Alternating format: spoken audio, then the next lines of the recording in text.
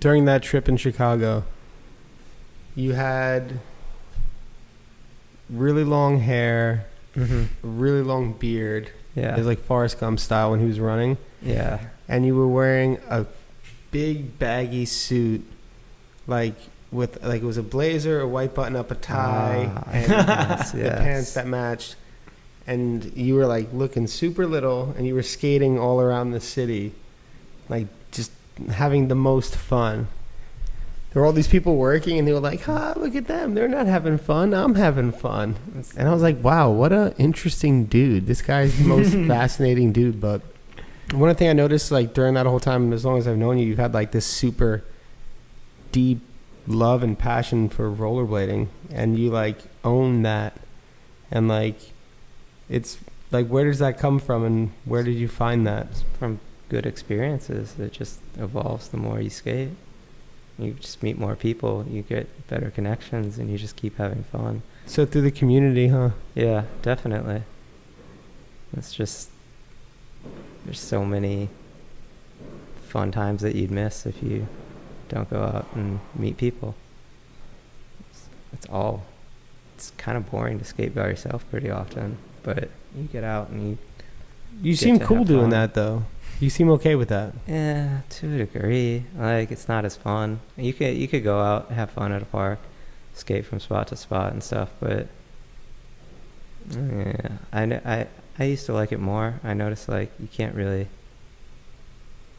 It's more fun to create with other people than opposed to just by yourself. Totally. Yeah, so that's, like, the big part of it. Yeah. Just connecting with people on a fun, real fun level. Really fun way. Yeah. It's cool. I was just curious because like that's when, you know, one of my first memories, I was like, wow, what a... Yeah, you were like, suit. yo, rollerblading is so fun. And I was like, damn, this is like inspiring, you know? Why were you wearing a suit? You just wanted to be classy? Class up the joint a little bit? It kind of. I was like thinking like that's all business people kind of respect. When they see like a suit and stuff, and they're like, oh, I guess you can do that and what I've got. Were you skating around like the downtown area or something like that where people were working? Yeah. Oh, that's funny. Should just skate it through like the lobby of a building, like while people are coming out of work with like a briefcase, just blazing through everybody. That I did want to do that. You might as well have done it. Yeah. I was in the zone there. I also got to ask you if you don't mind me bringing this up, but you did a little time in Cook County. Oh gosh, this is a long story. Do you not want to talk about it? No, that's fine. No, that's funny. So Cook County is a jail in Chicago. Yeah. It's notorious. Al Capone was there. Ooh. You know, it's like pretty. It's just Rikers here. It's just jail. Yeah, it's Chicago. Like, it's just jail. It's there, Rikers. Yeah, Cook County Jail. What'd you do? Skated. We were skating. So we were photographing at this.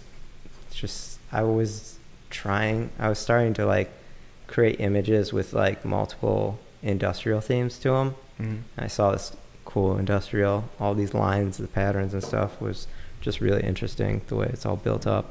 So I'm starting to photograph it, and I just pull in like this parking lot, and all of a sudden all these cops flood in, and I was skating with Jonah, and they do this. Saber too? Yeah, Jonah and Saber, both of them. They were in Chicago, and they'd always do this thing where if they got in trouble, they just say, "Oh, I don't know, English, yeah. I don't know, it's okay."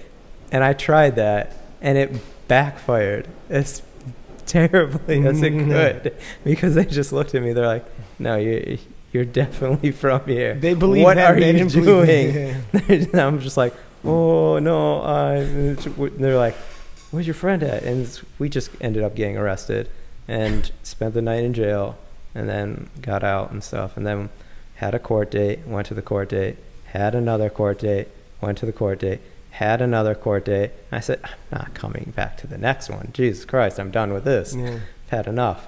So then there's a warrant out for your arrest. So I'm driving back to the house, blah, blah, blah. All of a sudden, whoo, lights. Oh my gosh. Okay, now this car that I'm driving is worth $300. And the first thing I can think of is they're about to tow the car because there's a warrant out for my arrest. I'm going to jail, guaranteed. So that's $200 tow, $75 every day. It's impounded.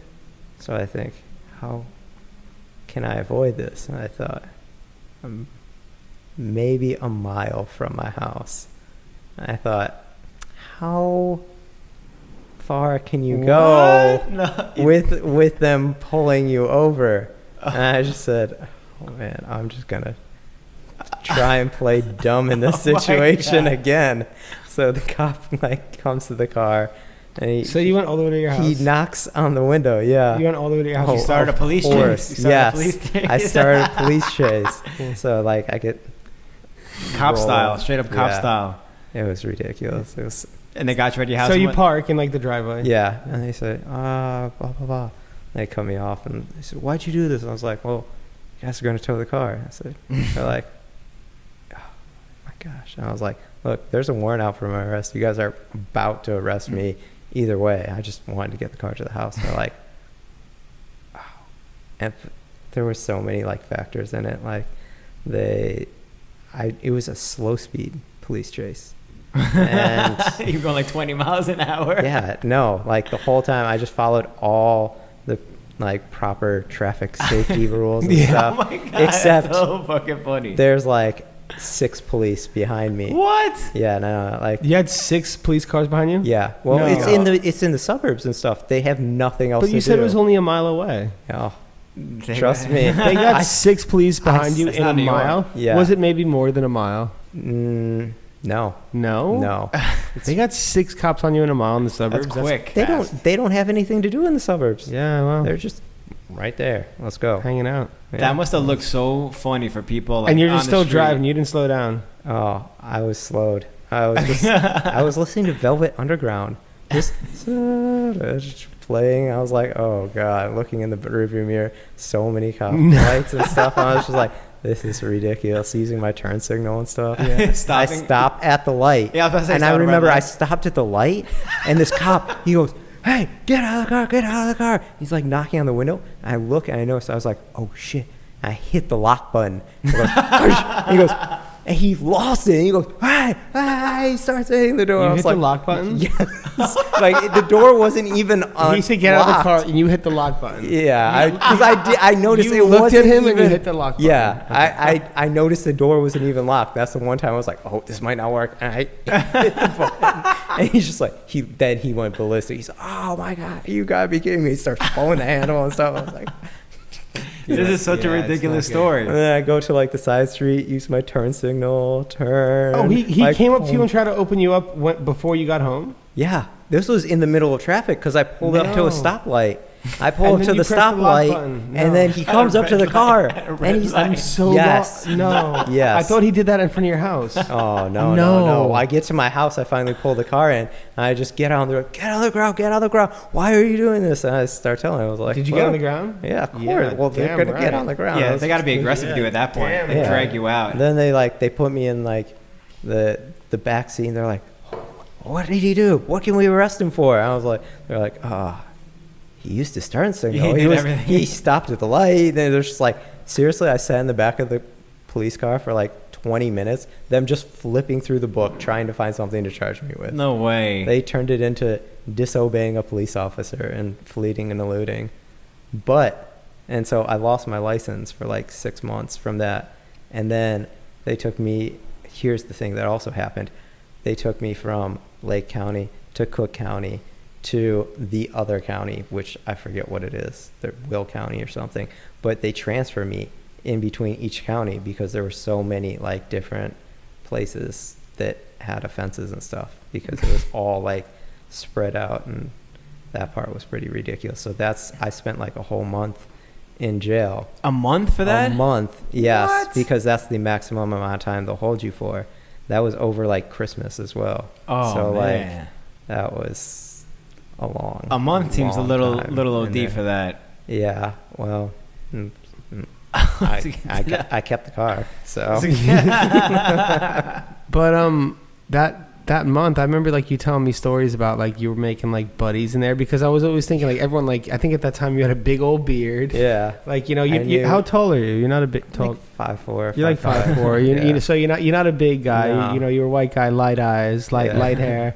You had a big beard. And you're in Cook County Jail in Chicago, like, you know, one of the gang meccas of America. Yeah. Right? But I heard you were making some gangster friends. Of course. They're all just in there for ridiculous stuff as well. Most of them are just like, this is fucking bullshit. I was smoking weed, now I'm in here. Fucking, I'm like, yeah, man, this place fucking sucks. Are you kidding me? So like, yours wasn't the most ridiculous story being in there? No. I probably had one of them. Every time I told the story, they're just like laughing. They're just like, this shit is crazy. Are you kidding me? But I remember you told me they had a nickname for you in there. Teasy, probably. Oh, no, Wayne. Yo, Wayne. Oh, it's because Lil Wayne was so fucking popular. One of my friends, Brzezinski, was like, yo, he came up, he had like these long blonde dreads, and he goes, I'm the great white Wayne. I was like, oh my God, this is fucking ridiculous. So I'm in jail and stuff. I'm like, what's your name? I was like, Wayne. I'm the great white Wayne. And they're just like, oh my God, this kid did not just say this. I'm just like, yeah, what's up? And they're just like, okay, so I guess we're together here. Fucking everyone's stuck right now. It's like, yep, no, this is it.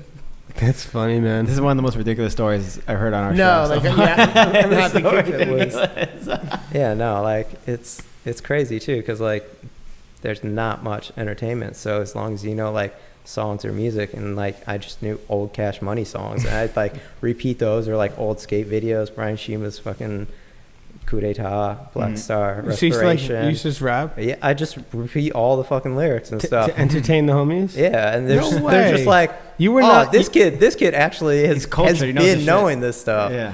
And it was so funny. Yeah. That's sick. Yeah, it was cool. And there were so many ridiculous stories. It was, if you're in jail for a month, a lot of things are going to happen. Yeah. I remember waking up, so he had like all these nudie magazines. Who your cellmate? My cellmate and stuff. So I wasn't using like the showers or anything and stuff. And like, you weren't showering? Oh, I didn't want to fucking pretty up for fucking anyone, really. I'm fucking in there. Just my hair's fucked up and shit. So you're not showering, you're smelling? Like, pretty much, yeah. Like that's not pretty a bad much technique, right now and stuff. Yeah. And I was like, no one's gonna really. Your celly's probably not stoked on that. Not at all. No. He's like, you better get your ass in that shower and stuff. But like, the thing people do is like funny. they jerk off and stuff in the showers and stuff. Yeah. And so like I was like in the fucking shower. I'm just like, nah, dude, I'm fucking in and out of this shower as fast as fucking possible. I'm fucking gone. Yeah. And so like he's got these fucking magazines, and I'm like going to sleep, and I fucking wake up and I look at my pants. I'm like, oh shit, there's like this splash across them. I was just like, fuck. And I like wake up and I'm like, shit. It's like clearly there. I'm like, oh fuck. So I like get up and like 3 a.m. or something, and just like try to use the sink and like rub them off and like use the soap and stuff, and fucking, and I'm like fuck. And then I like wake up and stuff, and they're still wet and stuff. And why like, are your pants wet? Just from wet dream? Yeah. Okay. And so like I've like yeah, because you totally have a wet dream in there. Like, of course. Yeah, you're not dealing, take care of business. Yeah, you're gonna fucking have something eventually. Right. A month in there, fucking Christ. And so like I'm trying to wash my pants and stuff, and they're like not dry, and I'm like, I can't go on the main floor with wet pants. No. This is gonna be terrible and stuff. Look. So like I like the food comes at like 5 in the morning and stuff. I'm like, he's like, hey, get the food. I was like, no, not getting the food. I'm just like sitting in the bed and stuff. You asked me to get the food for you? He's like, I was like, we'd like trade off. He's like, it's your turn to get it. I was like, I am not getting the food. Nope. Yeah. And then like we fucking miraculously like fucking door fucking opens and stuff. And I look down. I'm like, oh my God, they're dry. And I was like, I made it. And like, I was like, walk out, and I'm just like, all right. So we play some chess and stuff, and fucking main floor. I was like, I fucking escaped that fucking situation. And we get back in the room and stuff, and then so he goes, yo, Wayne, I gotta ask you something. He's like,